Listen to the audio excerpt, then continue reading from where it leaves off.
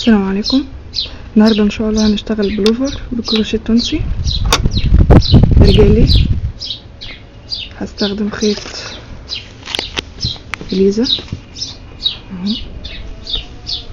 اوكي، الخيط ده يا جماعه بيصلح فيه ابره رقم 4 و6، بس انا هشتغله بابره رقم 7.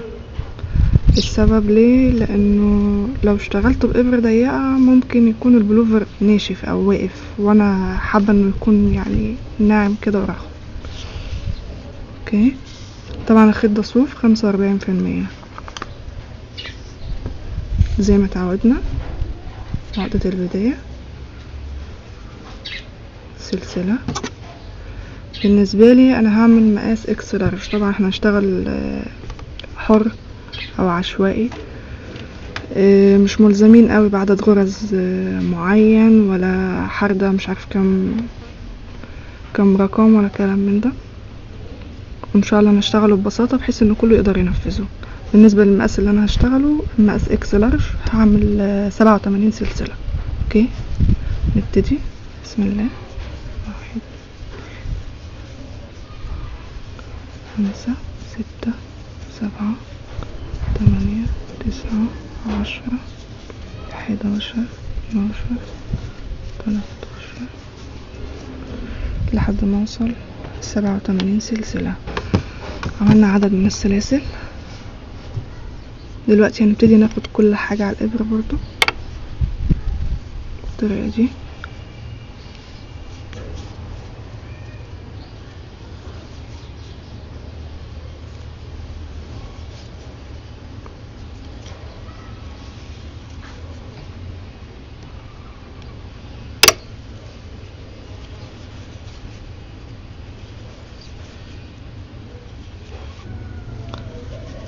بنفضل كده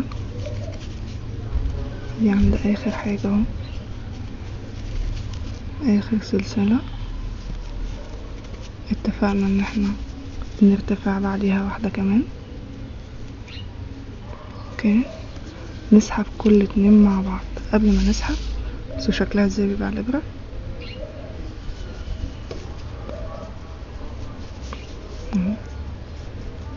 كل 2 مع بعض. طبعا احنا اتفقنا انه من تالت سطر بنبتدي نحدد شكل الغرزة بتاع الكروشيه التونسي.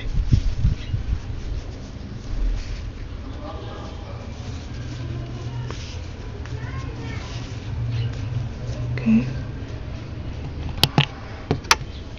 بالطريقة دي.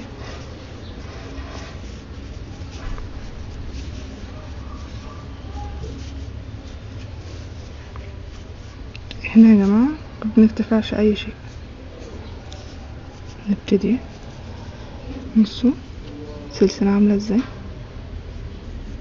انا بدخل الابرة بتاعتي ما بين السلسلة في النص اهو، واسحب الخيط واطلع بيه. بصوا في النص واطلع كمان اهو. بصوا يا جماعة، هيبقى عندي على الابرة ورا اهي واحدة وقدام واحدة. انا بدخل ما بينهم وبسحب الخيط. اوكي،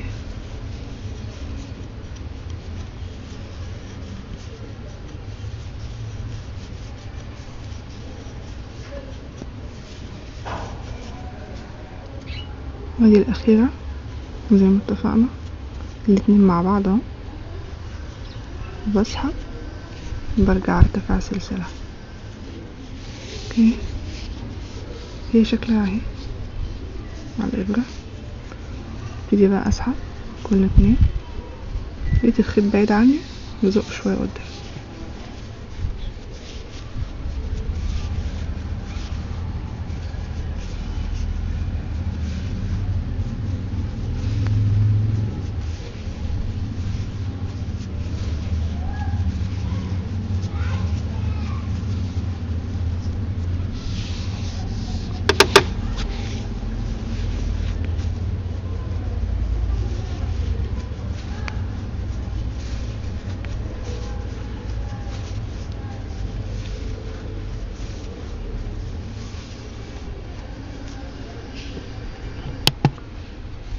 اوكي، ادي اخر حاجة حفظا لوقتنا. انا عاملة من قبل واحدة، بصوا يا جماعة كده عاملة ازاي، زي ما انتوا شايفين. بصوا رخوة، لو اشتغلت بإبرة صغيرة كان هيبقى ناشف شوية عن كده. اوكي، طبعا بصوا عرضها كبيرة اهي، وادي الظهر بتاعها، شوفوا عاملة ازاي. اوكي، ودلوقتي بعد ما حددنا الطول اللي احنا عايزينه، طبعا انا بشتغل على مقاس 72 سنتي طول، ف هاخد حوالي 10 سنتي للكتاف بالكتير قوي، لان انا عايزة الحردة بتاعتي ضيقة. لو انت عايزاها واسعة فهتبقى اقل شوية، يعني تنزلي اكتر في الايه في بداية الحردة بتاعتك. انا اخرتها شوية عشان انا عايزاها ضيقة. اوكي، نبتدي مع بعض. بسم الله. بالنسبة لي انا هنا هاخد 32 او 31 سلسلة كبداية. الباقي اللي هسيبه يعني هاخد 31 من على اليمين و31 من على الشمال، وابتدي احردهم عادي. الجزء اللي في النص هيبقى الحردة بتاعتي اللي هو محيط الكولا. اوكي، نبتدي مع بعض.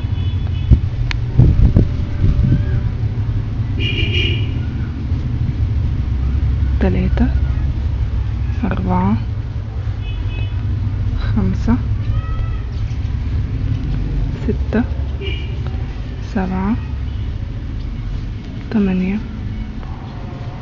9، 10، 11، 12، 13، 14، 15، 16، 17،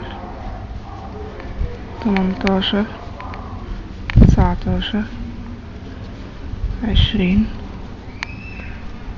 21، 22، 23، 24، 25، 26، 27، 28، 29، 30، وادي 31. اوكي كده انا خدت 30 على السلسلة، على الابرة. اول واحدة مش هحرد فيها اي شيء، هرتفع بيها كأنها هي صف بدايته ونهايته عادي. اوكي، هرتفع عادي اهو، وهسحب كل اتنين مع بعض زي ما اتفقنا قبل كده.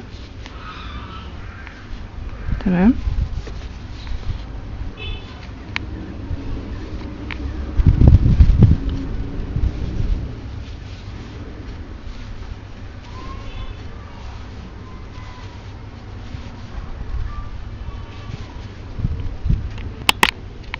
كده يكون خلصنا الصف الاولاني اهو. بداية بقى من الصف اللي جاي ده هتبقى الحردة شكلها وبنعملها ازاي. تمام،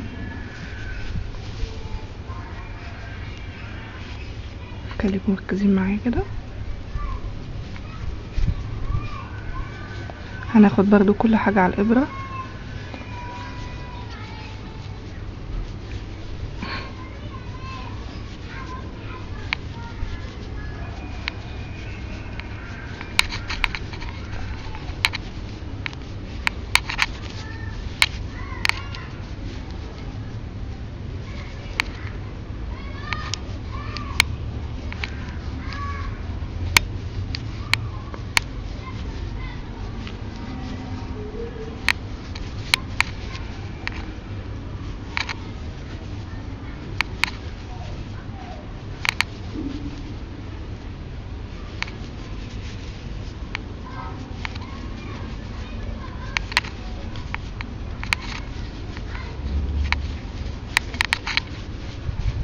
تمام، ادي كده قبل الاخيرة وادي الاخيرة اهي.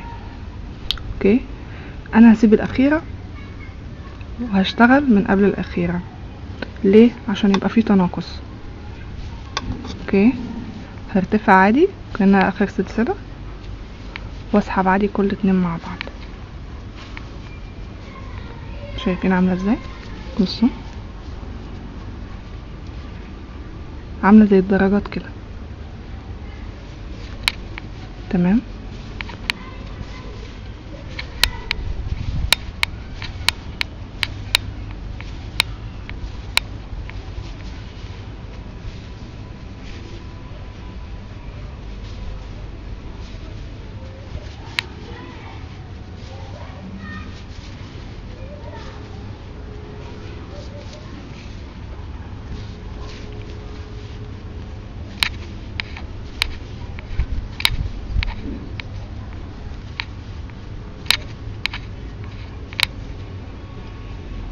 وادي تاني صف كده خلصناه. هنبتدي مع بعض الصف اللي بعديه تالت.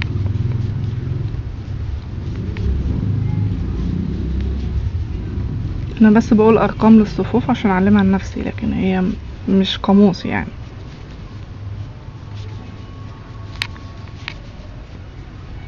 لازم نعرف يا جماعة ان كل واحد وليه اسلوبه. اوكي، الحياة يعني مش فرض قوي ان انا هقول مثلا 10 يبقى هما 10، لا، انتي حباها مثلا حباها ضيقة، كل واحد وليه ذوقه يعني.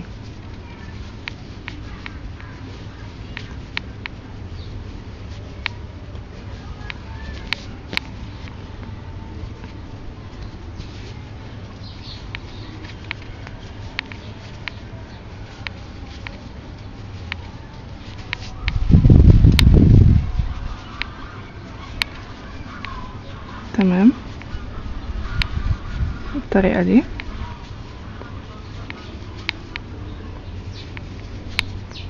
برضو زي الصف اللي قبله هتجاهل اخر واحدة، ومن قبل الاخيرة هرتفع سلسلة وكأنها هي النهاية.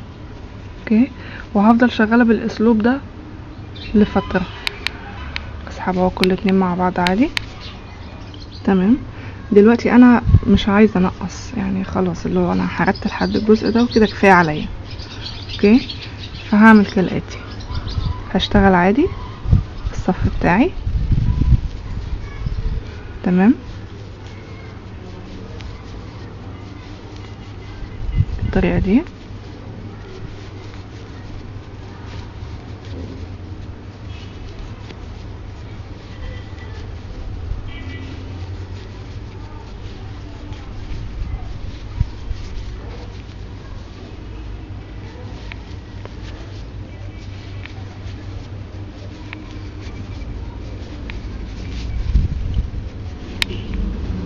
اوكي اهو.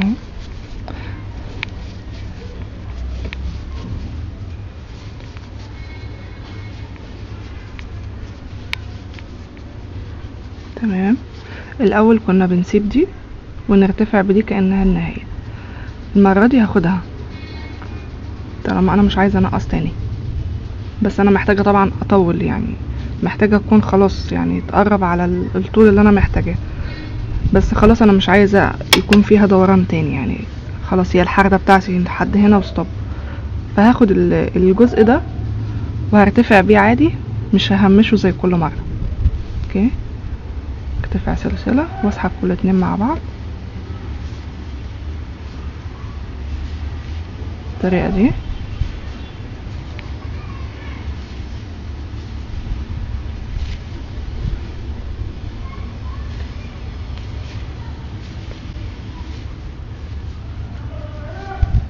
طبعا ده الجنب اليمين، فعشان كده انا ايه باخدها عادي على راحة القماشة او طريقة اتجاهي في الشغل. الجنب الشمال فيه تريكاه كده مختلفة هنعرفها مع بعض دلوقتي. نخلص بس الجزء ده. تمام، نشتغل واحدة كمان.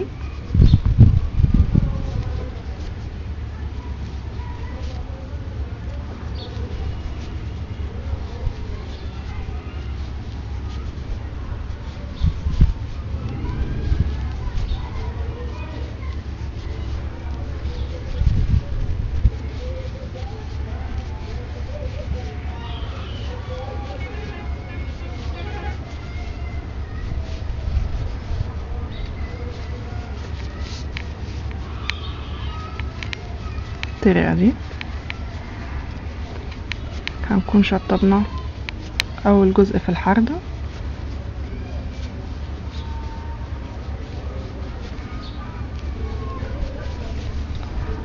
وهي الحردة عامة قدام زي ورا، الفرق الوحيد ان ورا بيكون اعلى شوية، قدام بتكون اقل سنة، يعني الارتفاع نفسه بتاع الجزء بتاع القماشة بيكون اقل شوية من ورا. وده يعني برضو مش قاموس، يعني هي بس عشان تبقى الجزء بتاع الياقة من هنا مرتاح. تمام. هنرتفع اهو سلسلة.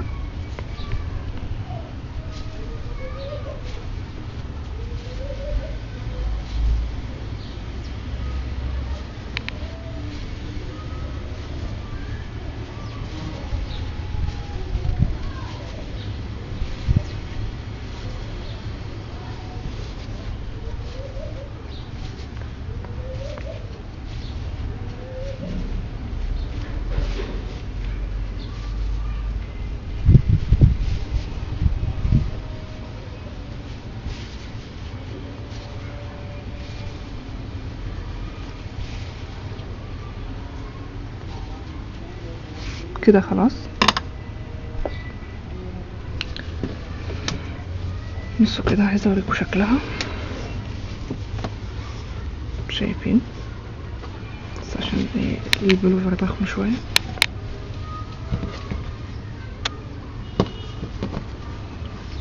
شايفين؟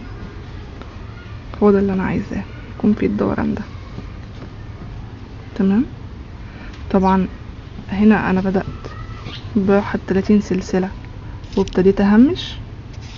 نفس النظام هيبتدي في الجزء الشمال ده. اوكي، نشتغلوا مع بعض.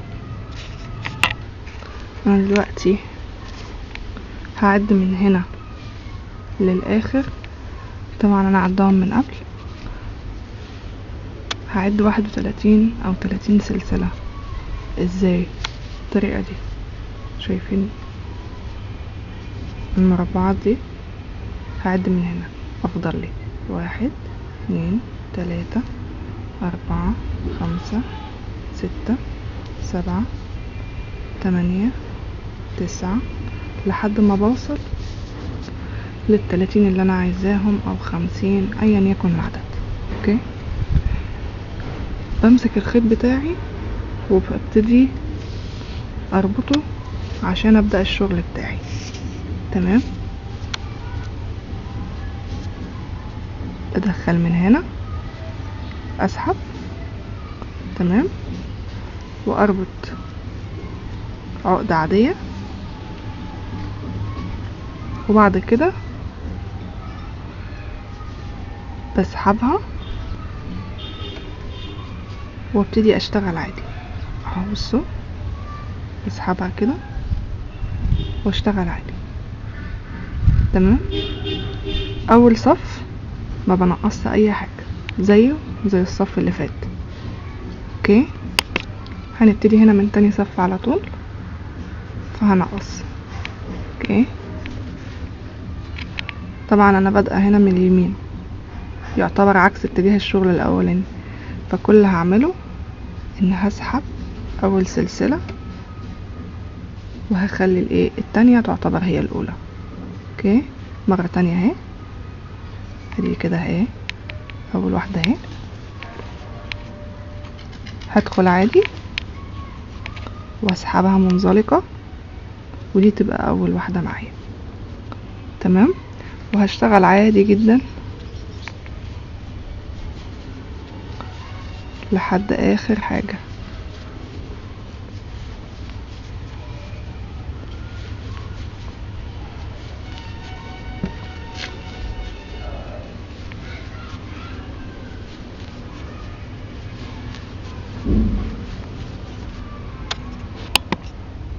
تمام. طبعا بما ان احنا هنا في الاخر، فانا هاخد دي عادي لان دي مفيهاش تناقص. هرتفع سلسلة واسحب عادي كل اتنين مع بعض.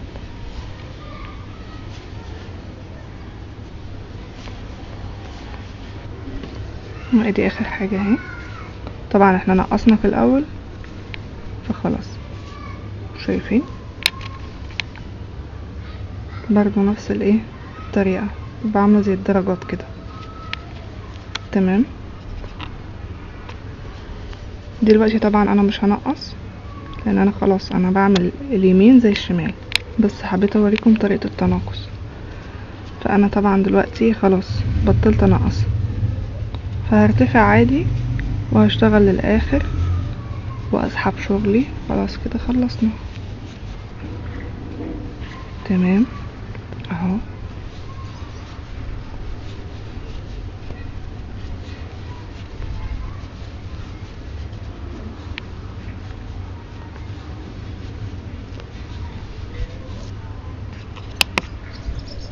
الطريقة دي، ودي كده اخر واحدة. ارتفع سلسلة واسحب عادي والاتنين مع بعض. تمام.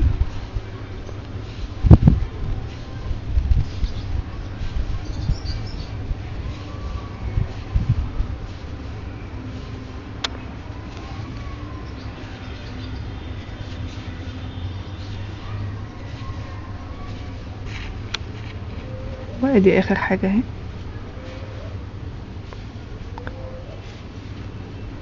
تمام. منزلقة او ارتفع سلسلة كمان واسحب شغلي سوري. وبكده اكون خلصت الحردة بتاع الظهر. طيب انا عايزة اعرف شغلي مظبوط او لا. بصوا دلوقتي لو جيت ضميت الجزئين دول مع بعض كحردة،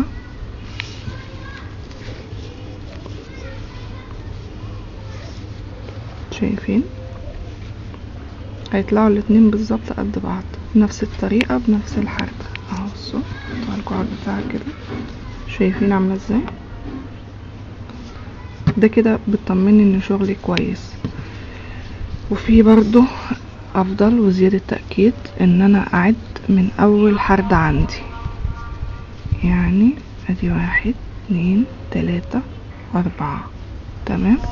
لو جيت عديت الجنب التاني هلاقيها برضو 1 2 3 4. تمام. ده برضو بيأكد لي ان الحردة متساوية وده اساسي. دلوقتي لو جيت حطيت الاتنين دول كده مع بعض، تمام، يطلعوا متساويين.